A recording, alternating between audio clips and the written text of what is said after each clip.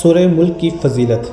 हज़रत अबू हुरैरा रज़ियल्लाहु ताला अन्हु से रवायत है कि रसूल अकरम सल्लल्लाहु अलैहि वसल्लम ने इरशाद फरमाया कि कुरान की एक सूरत ने जो सिर्फ़ 30 आयतों की है, इसने एक बंदा के हक़ में अल्लाह ताला के हुज़ूर में सिफारिश की, यहाँ तक कि वो बख्श दिया गया, और वो सूरत सूरह मुल्क है। तबारकल्लज़ी बियदिहिल मुल्क। रसूल अकरम सल्लल्लाहु अलैहि वसल्लम ने इरशाद फरमाया, अल्लाह ताला इस शख्स को खुश खुर्रम रखे जो मेरी हदीस सुने, उसे याद रखे और यूँ कि तू दूसरे मुसलमानों तक पहुँचाए।